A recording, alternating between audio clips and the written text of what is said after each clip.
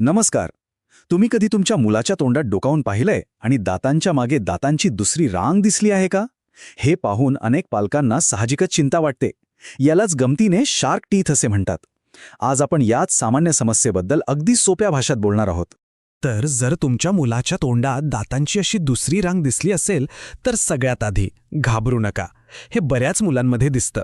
चला आपण हे समजून घेऊया की असं नेमकं का होतं आणि आपण यासाठी काय करू शकतो. डॉक्टर याला ओव्हर रिटेंड बेबी टीथ असं म्हणतात. याचा अगदी सरळ सोपा अर्थ आहे, दुधाचा दात पडायच्या आधीच कायमचा दात त्याच्या मागून उगवतो. जसं की जुना भाडेकरू घर रिकामं करायच्या आधीच नवीन भाडेकरू हजर झालाय. पण मग प्रश्न येतो की हे दुधाचे दात वेळेवर का पडत नाहीत? बरं, यामागे काही वेगवेगळी कारणं असू शकतात. चला तर मग ती कारणं कोणती आहेत ते पाहूया. याची काही सामान्य कारणं आहेत.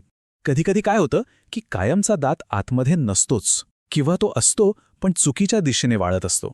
काही वेळा दुधाच्या दाताचं मूळ विरघळत नाही किंवा तो दात थेट जबड्याला चिकटून बसतो.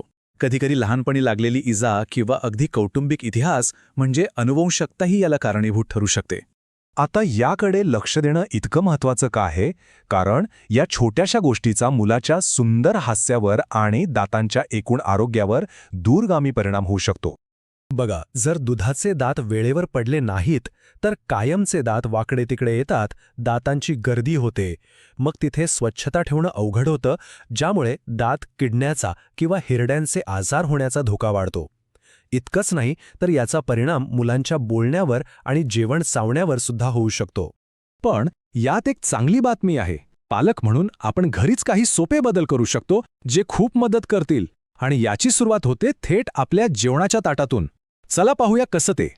हो, तुम्ही अगदी बरोबर ऐकलं. यासाठी तुम्हाला जास्त वाट बघायची गरज नाही. तुम्ही घर बसल्या मदत करू शकता आणि त्याची सुरुवात आज रात्रीपासूनच होऊ शकते.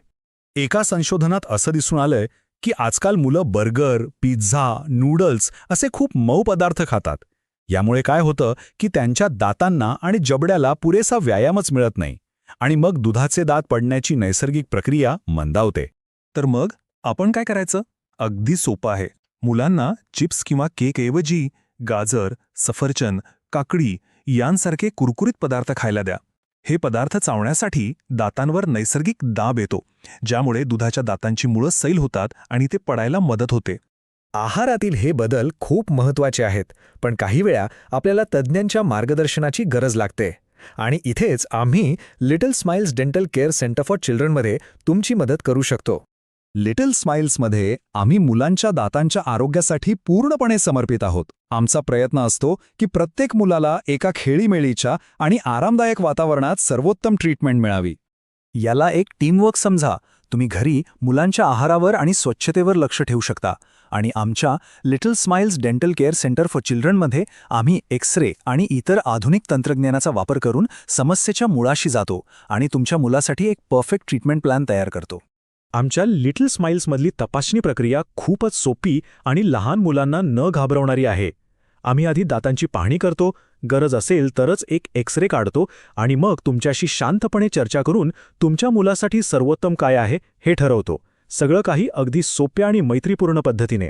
प्रत्येक मुलाचं हास्य हे त्याच्यासारखंच खास आणि वेगळं असतं. म्हणूनच त्यांची काळजी घेण्याची पद्धतही वेगळी असायला हवी. आम्ही little smiles dental care centre for चिल्ड्रनची टीम तुम्हाला आमच्या क्लिनिकला भेट देण्यासाठी व्यक्तिगतरित्या आमंत्रित करत आहोत. या, आपण एकत्र बसू आणि तुमच्या मुलाच्या त्या सुंदर हास्यासाठी एक सर्वोत्तम योजना तयार करूया.